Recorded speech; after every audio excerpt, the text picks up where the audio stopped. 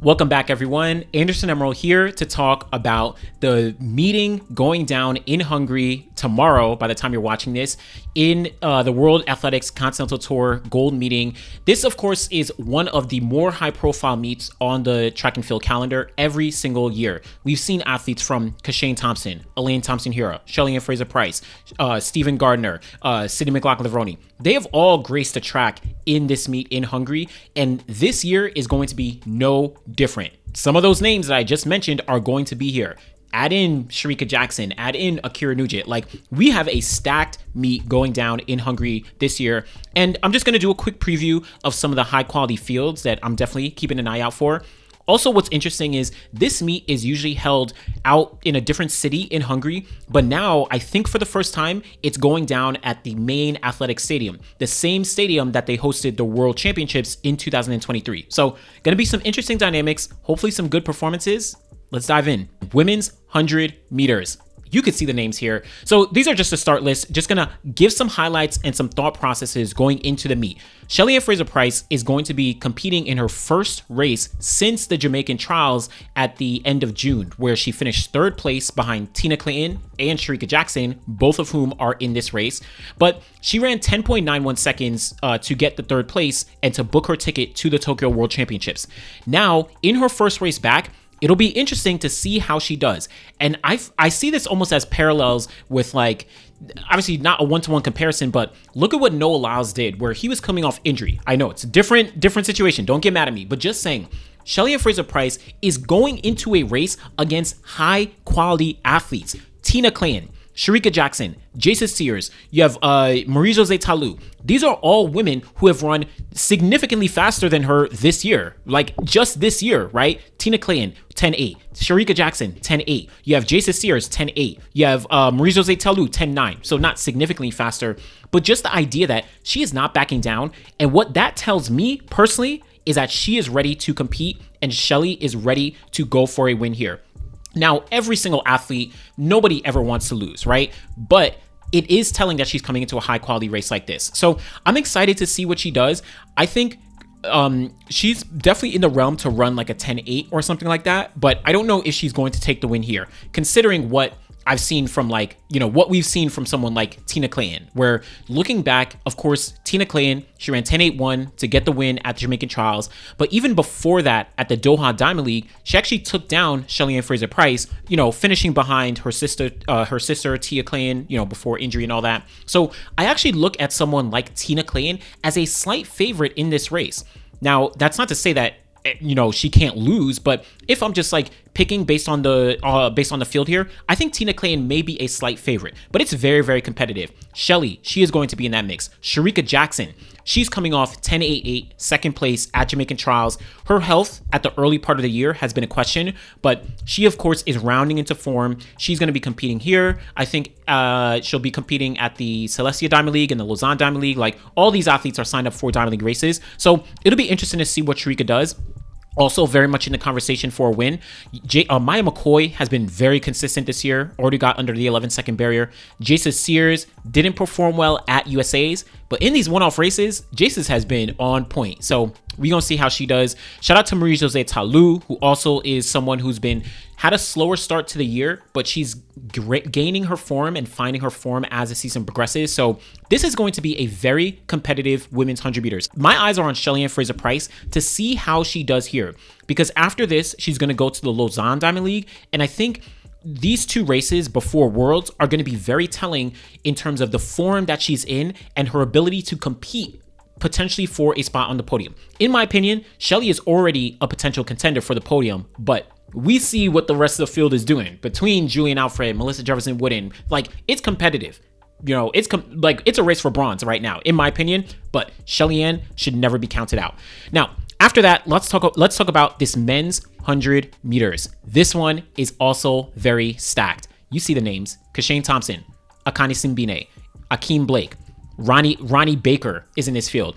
Kanyishole Ajayi is in this field, right? Fernando Manyala, Abdul Rashid Saminu. So Rowan Watson. I mean, I'm looking at this entire field. Shout out to Dominica as well, but like, this entire field is stacked.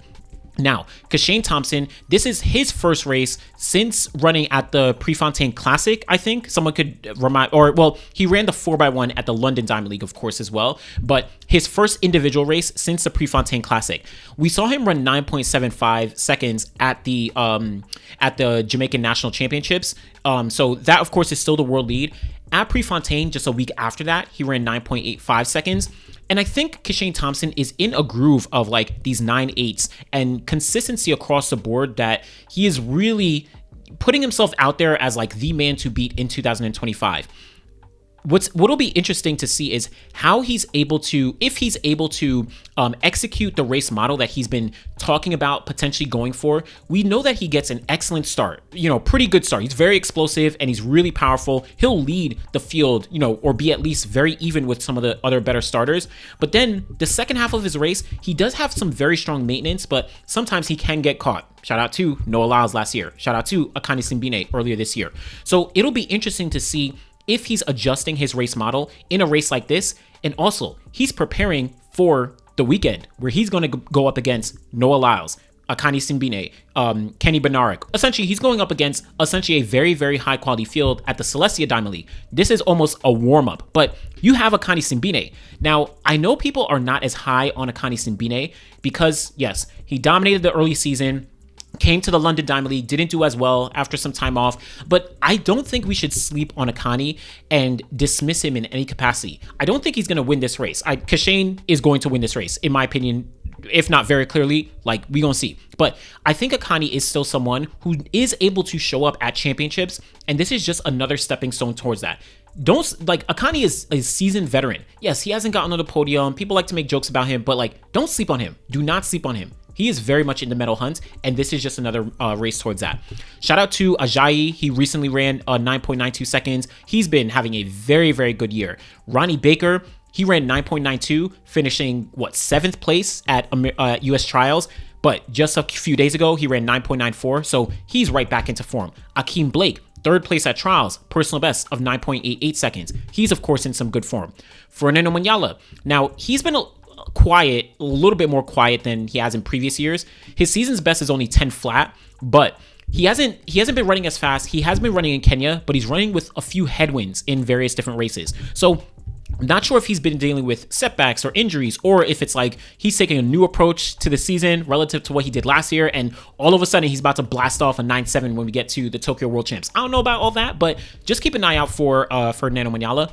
And then Rohan Watson. Rohan Watson is someone who's definitely on my radar as well. I think he was a Jamaican national champion in 2023. That was a year that Ron Watson, Raheem Ford, and Oblique Seville made the team. He's someone who has a lot of untapped potential, and I think it's a little overlooked. He has a best of 9.91 seconds. There's no reason he shouldn't be running 9.8. Now, I'm not saying he's going to do it in this race, but again, a lot of these guys, I'm just saying keep a lookout for them. Abdul Rashid Saminu. Now, we're going to see how he plays out. He ran 9.87, I think, or 9.86. And then he followed that up with a 9.84, but didn't make the NCAA final, didn't perform. So, he's a little up and down, but in these one-off races, this might be where he goes. But Kishane Thompson, I'm looking to see if he's able to drop another 9.8 performance, based on, this is his first race back in a few weeks. If he drops a 9.8 here, that to me, just reaffirms why I have him as my gold medal favorite. Very slightly over Noah, very slightly, but Kishane he's the man of the year right now. We're going to see how he shows up here. And he won this race last year. No reason to say he doesn't want to defend that title. Let's move over. Men's 200. Very strong field, but a couple guys I'm looking at. Brian Lavelle. Now, Brian Lavelle is competing here after winning the Jamaican National Championships, after running 9.82 seconds in the 100. And he's been having a pretty good season. He ran a windy 19.76 seconds at the Racers Grand Prix. So he's looking to reassert himself as a true medal contender for the 200 at the World Championships. Now, it's really tough to say, anyone outside of Noah Lyles, Kenny B, Latila Toboho, in whatever order you want. Outside of those three, it's hard to say that someone else is going to break into the podium spots. But Brian Lavelle has shown that he is capable of being a guy to really assert himself. Now, that's not to say anything of like a Jareem Richards or an Alex Ogando or some of the other guys who have also run 19.8 seconds. But Brian Lavelle, definitely keep an eye out for what he's able to do here. We know this track very fast. Like, this is this 2023 World Championship Stadium, so we can definitely see some fireworks here. Shout out to Joe Fambale. He's in the mix. You have this is Carly Makarawu. He's someone who's a sleeper. Do not sleep on him. NCAA indoor and outdoor champion. He's run 19.8. He finished 6th place at the Olympic Games last year in the 200-meter final. Do not sleep on him. You have Benjamin Richardson. He's very much in the mix as well. Someone who's kind of a sleeper. Wade Van Niekerk. He's, of course, in the second half, kind of like the tail end of his career, but someone you could never count out. Always got to mention his name. Also, before I move over, Kadrian Goldson, he finished 4th place at Jamaican National Championships in the 200, and I think him, Christopher Taylor, and I forget who was in 3rd place, but actually it might have been Adrian Kerr. Sorry, I think Adrian Kerr was in 3rd place. So you had Brian Lavelle, you had Christopher Taylor, you had Adrian Kerr, you had Kadrian Goldson. Christopher Taylor is still chasing the standard, but also Kadrian Goldson is too. And from my understanding, someone could comment below, let me know if Kadrian Goldson gets the standard and Christopher Taylor does not, then Goldson may get the spot to the World Championships. Again, I could be wrong, but I think from my understanding, depending on the world rankings, all that stuff, but just keep an eye out for Goldson and what he's able to do here. Let's move over. We got the women's 100-meter hurdles. Very quickly, not too strong of a field, but we do have Akira Nugent, so she is clear favorite in my opinion in this field. Nadine Visser, always one of the most consistent athletes on the circuit, representing Netherlands for years at this point. She got a 12.3 personal best. Don't sleep. You know what I'm saying? Akira Nugent is in the field. Christina Clemens, as well as Aaliyah Armstrong, both of them missed the U.S. team, but both of them have run relatively fast this year, so you can never count them out. Amoy Brown, she got 3rd place at Jamaican Trials, so another warm-up as she prepares for the Tokyo World Championships. Very strong field across the board that I'm definitely looking out for in this women's 100-meter hurdles. Let's move over. Again, these fields are stacked, and I'm just going through a little preview to highlight what I'm looking forward to. Women's 400-meter hurdles.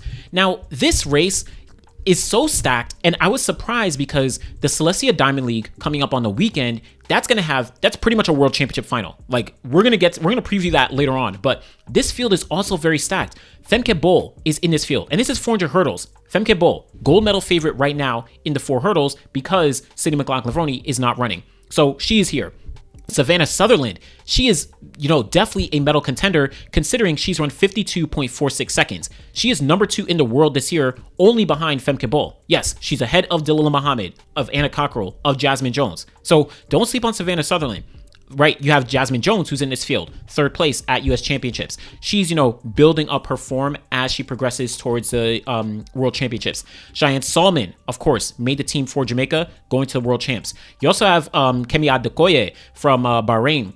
Now, she's one of the more experienced athletes. I think 2023 at the World Championship, she got 4th place in the 4 hurdles. So not sure how she'll perform here, but this is a very strong field in the women's 400-meter hurdles and a precursor to Celestia Diamond League. Again, we'll talk about that in a different time.